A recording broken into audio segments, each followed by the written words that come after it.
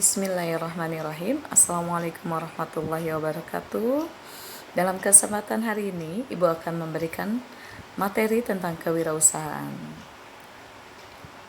Sekedar memperkenalkan, karena nanti kalian akan mendapatkan mata pelajaran kewirausahaan di kelas 11 selama 7 jam pelajaran, dan di kelas 12 selama 8 jam pelajaran.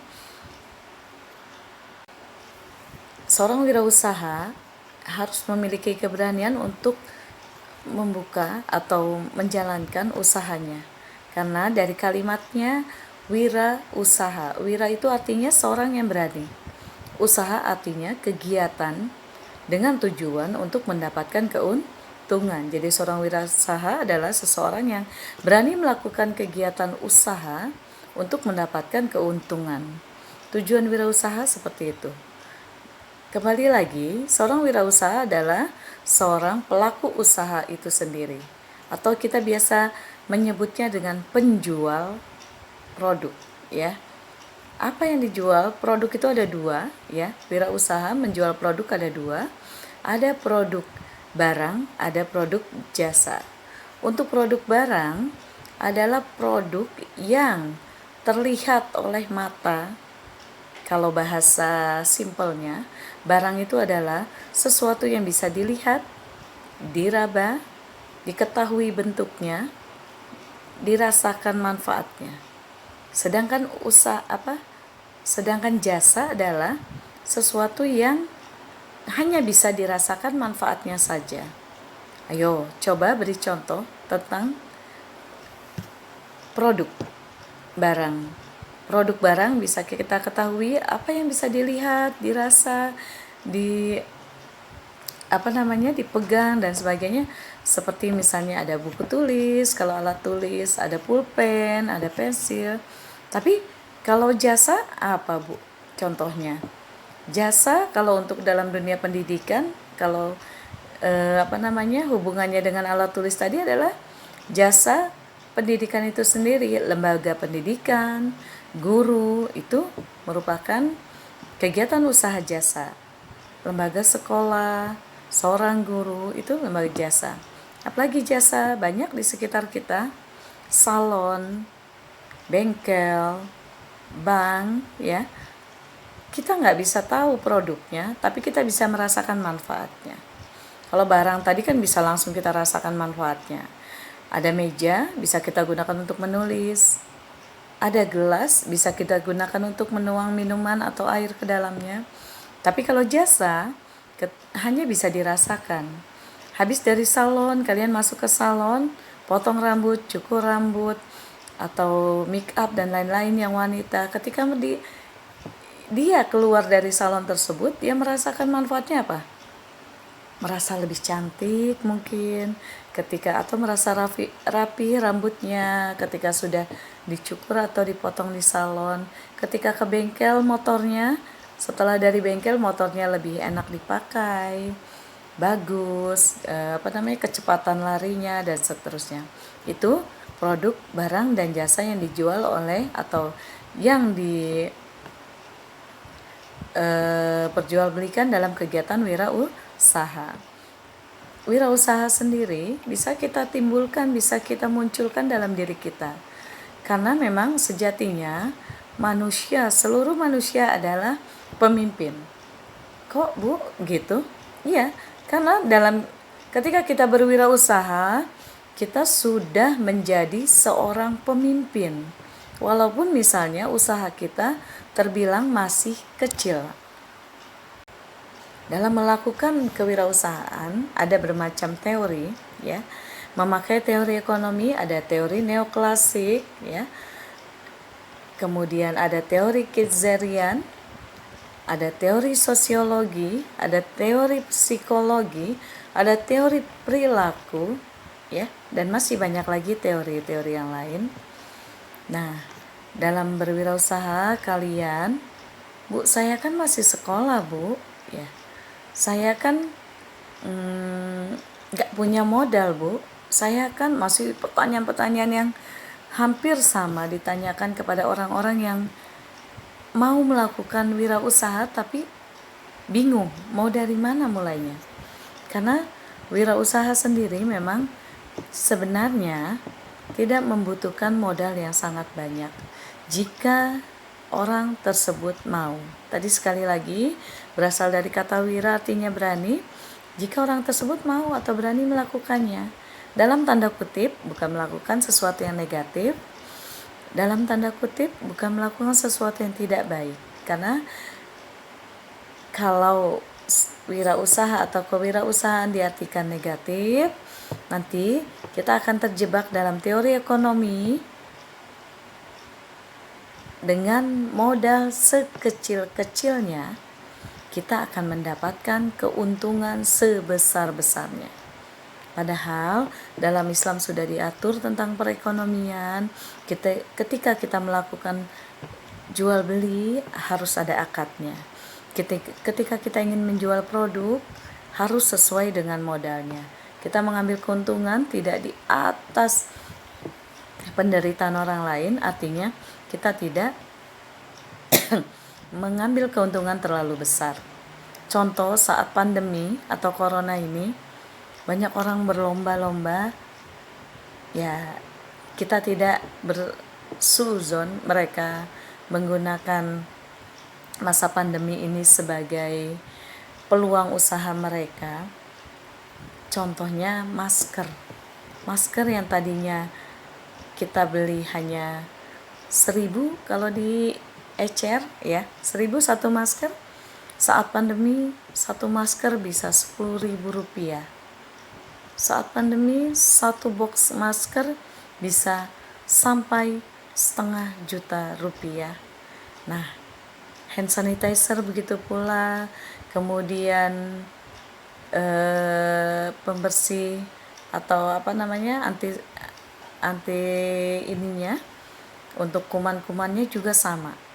Sudah mahal produknya juga tidak ada di pasaran. Banyak penimbun-penimbun yang menimbun produk-produk tersebut. Nah, itu yang tidak dibolehkan dalam Islam. Ketika menjual, kita harus ada akadnya, tidak menggunakan penderitaan orang lain untuk keuntungan bisnis kita, ya. Itu. Demikian sedikit tentang kewirausahaan yang Ibu sampaikan. Intinya, dalam berwirausaha dibutuhkan keberanian, dibutuhkan mental yang baik, ya. Dibutuhkan jiwa pemimpin yang besar. Itu semua ada pada diri kalian, ada pada diri kita yang sudah sunnatullah. Allah menitipkan manusia akal dan pikiran, memberikan kita akal dan pikiran ya untuk digunakan berusaha semaksimal mungkin. Baik, Ibu lanjutkan dengan informasi mitra usaha, dunia industri. Di SMK Bakti Persada kami sudah menjalin dengan beberapa perusahaan kerjasama. Untuk saat ini masih hampir semuanya untuk peluang praktek kerja lapangan untuk kalian semua. Di bisnis daring dan bermasalah ada BRI, Bank Rakyat Indonesia, PT Idola Cahaya Semesta, Superindo, Giant, Hypermart, dan beberapa perusahaan lain. Kemudian di TKJ juga ada banyak siswa kita yang terserap untuk di dunia usaha, PKL, praktek kerja lapangan. Kemudian di akuntansi juga sama, ada di perusahaan swasta dan pemerintah, kantor pajak, PT Penta, kemudian ada di Kodam dan beberapa perusahaan lain. Tapi kita jangan senang dulu, walaupun banyak perusahaan yang memberikan kita peluang, kita jangan santai, tenang, gak usah pelajari apa-apa, karena nanti juga PKL kita diterima dan sebagainya. Yang seperti itu tidak Ibu harapkan dari kalian semua. Kalian tetap harus menyiapkan kompetensi diri kalian untuk terjun ke dalam dunia kerja. Sementara latihan dunia kerja adalah apa? Praktek kerja lapangan. Di praktek kerja lapangan ini, kalian dituntut persis seperti karyawan. Jadi, kalian juga harus menyiapkan kompetensi kalian juga seperti karyawan. Contoh, misalnya di PT Idola Cahaya Semesta. Jangan kalian lihat dari depan, enak, cuma majang-majang doang dan sebagainya. Enggak semudah itu ya. Kalian dalam hal memajang barang, mendisplay barang juga ada ilmunya. Makanya yang diharapkan kompetensi kalian ketika akan PKL adalah yang pertama, kalian bisa membuat surat lamaran pekerjaan. Surat lamaran pekerjaan yang baik adalah di dalamnya bukan tentang pengalaman-pengalaman sekolah kalian selama ini, tapi isinya adalah tentang kompetensi keahlian yang kalian kuasai ya. Contoh, saya anak bisnis daring dan pemasaran. Saya jago komputer. Saya bisa mengeprint. Saya bisa mendisplay produk sesuai spesifikasi produknya dan seterusnya. Ya. Kemudian setelah menulis lamaran pekerjaan, yang kedua adalah bisa mengoperasikan komputer dan printer karena sudah zamannya ya. Kita zaman teknologi, apalagi sekarang ini terasa sekali ketika lockdown, PSBB, kalian tidak sekolah, diberi tugas daring. Daring itu dalam jaringan atau internet. Itu kalau yang terbiasa dengan games mungkin akan sulit sekali untuk bisa menggunakan handphonenya untuk belajar ya. Yang ketiga, minimal pasif dalam berbahasa Inggris. Keempat, menguasai mata pelajaran atau ilmu-ilmu sesuai dengan jurusannya. Kelima, memiliki akhlak yang baik, attitude atau perilaku yang baik ya. Jangan sampai ketika kami mengirim kalian ke perusahaan-perusahaan, satu saja misalnya, amit-amit, kalian mencuri. Itu masuk ke akhlak yang kurang baik, bahkan tidak baik, tidak diperkenankan. Efek dari mencuri kalian bisa jadi nanti adik-adik kelas kalian tidak boleh lagi PKL di tempat tersebut. Baik, demikian informasi dari Ibu tadi tentang kewirausahaan. Yang pertama, Ibu rangkum, seorang wirausaha itu harus memiliki jiwa pemimpin, harus berani, kemudian harus mengerti produk apa yang dijual, produk jasa atau barang, kemudian tetap memakai kode etik berdagang atau berjual beli.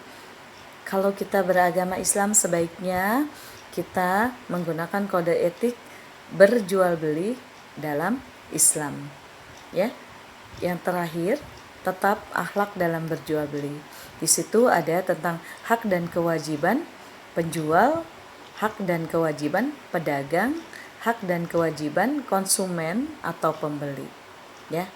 Kemudian tentang dunia usaha dan dunia industri, yang pertama, SMK insya Allah akan terus berusaha menambah peluang-peluang usaha untuk siswa-siswi SMK Bakti Persada.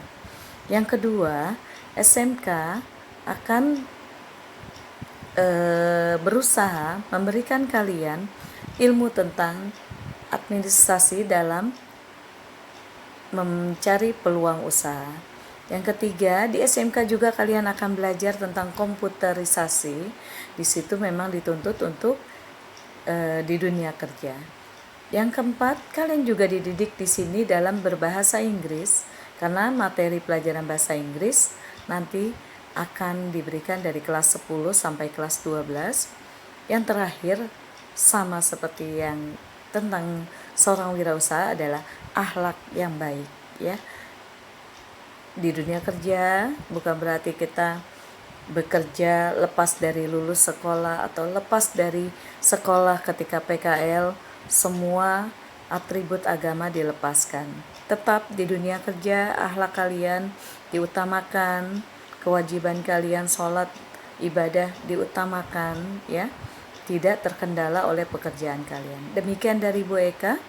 Wassalamualaikum warahmatullahi wabarakatuh.